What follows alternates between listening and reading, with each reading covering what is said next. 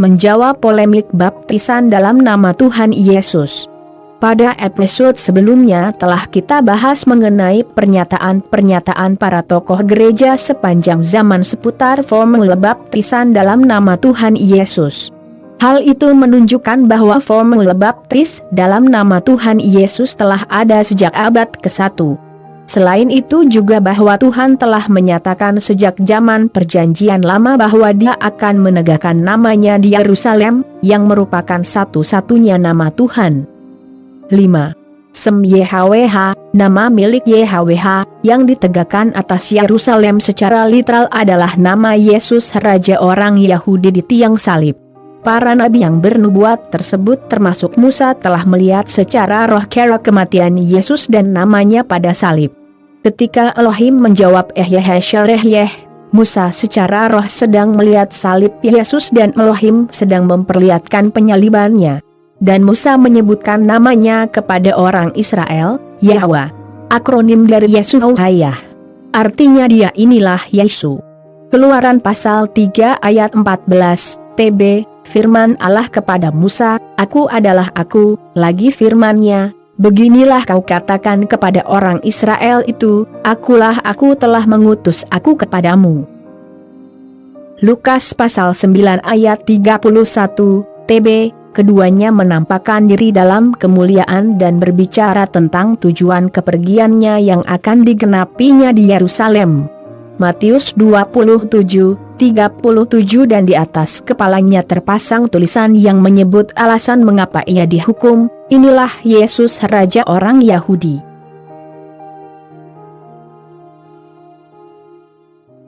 6. Sebelum Pentakosta beberapa pernyataan Kristus mengenai namanya adalah nama Bapa. Dan bahwa Roh Kudus diutus dalam namanya juga, yaitu nama Tuhan Yesus. Kedatangan Yesus adalah dalam nama Bapanya sama seperti seseorang datang dalam namanya sendiri.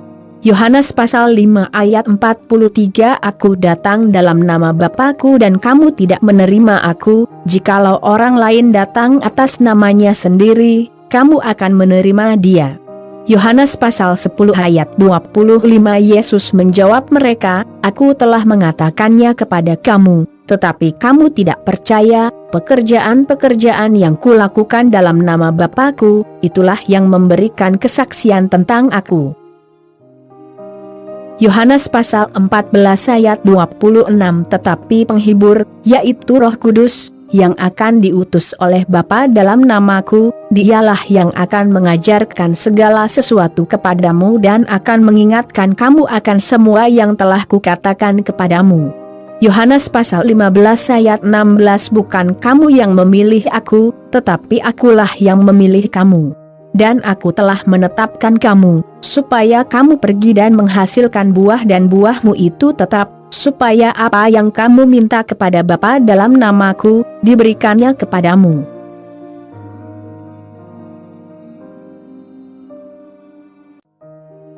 Ketika anak Allah meminta agar Bapa memuliakan nama Bapa, Allah menjawab dengan memuliakan anak. Hal ini berarti nama anak itulah nama Allah Bapa. Yohanes pasal 12 ayat 28 Bapa, muliakanlah namamu maka terdengarlah suara dari sorga, Aku telah memuliakannya, dan Aku akan memuliakannya lagi. 1 Petrus pasal 4 ayat 16 Tetapi, jika ia menderita sebagai orang Kristen, maka janganlah ia malu, melainkan hendaklah ia memuliakan Allah dalam nama Kristus itu. Nama anak Allah adalah nama Bapa yang diberikan didedikasikan penuh, Yunani, Dedokas, beda dengan Edokas, kepada anak tunggalnya. Yohanes 17:6 Aku telah menyatakan namamu kepada semua orang, yang engkau berikan kepadaku dari dunia. Mereka itu milikmu dan engkau telah memberikan mereka kepadaku dan mereka telah menuruti firman-Mu. Yohanes pasal 17 ayat 11 Dan aku tidak ada lagi di dalam dunia, tetapi mereka masih ada di dalam dunia, dan aku datang kepadamu. Ya Bapa yang kudus, peliharalah mereka dalam namamu, yaitu namamu yang telah Engkau berikan kepadaku, supaya mereka menjadi satu sama seperti kita. Yohanes pasal 17 ayat 12. Selama aku bersama mereka, aku memelihara mereka dalam namamu, yaitu namamu yang telah Engkau berikan kepadaku, aku telah menjaga mereka dan tidak ada seorang pun dari mereka yang binasa selain daripada dia yang telah ditentukan untuk binasa, supaya genaplah yang tertulis dalam kitab suci.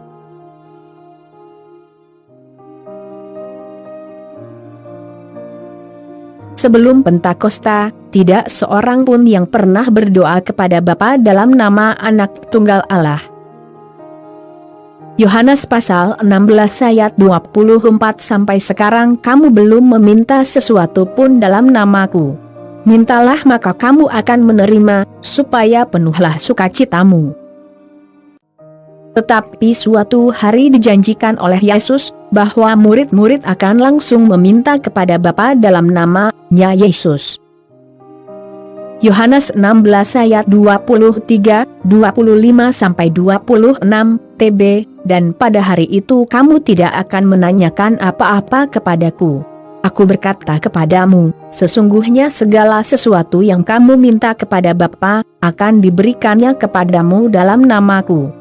Semuanya ini kukatakan kepadamu dengan kiasan. Akan tiba saatnya aku tidak lagi berkata-kata kepadamu dengan kiasan, tetapi terus terang memberitakan Bapa kepadamu. Pada hari itu kamu akan berdoa dalam namaku. Dan tidak aku katakan kepadamu, bahwa aku meminta bagimu kepada Bapa.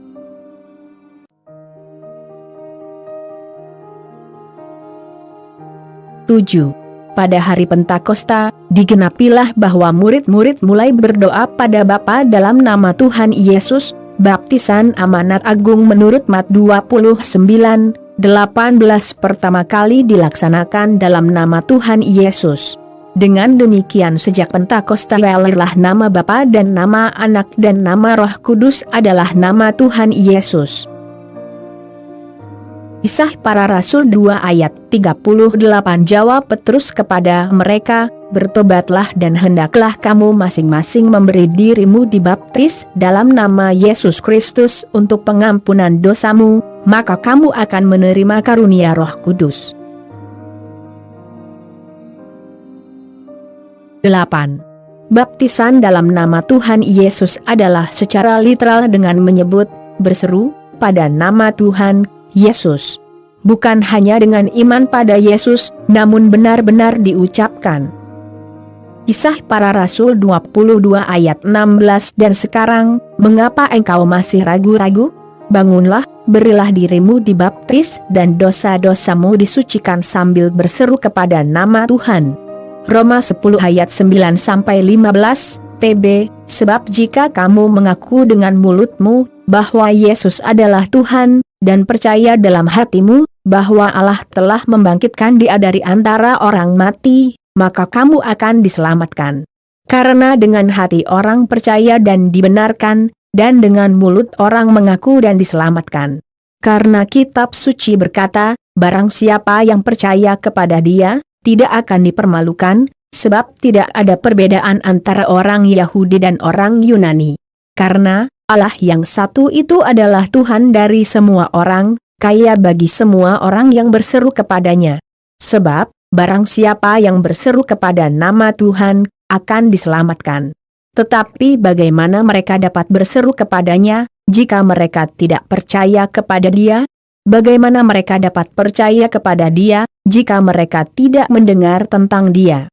Bagaimana mereka mendengar tentang Dia, jika tidak ada yang memberitakannya? Dan bagaimana mereka dapat memberitakannya, jika mereka tidak diutus? Seperti ada tertulis, betapa indahnya kedatangan mereka yang membawa kabar baik.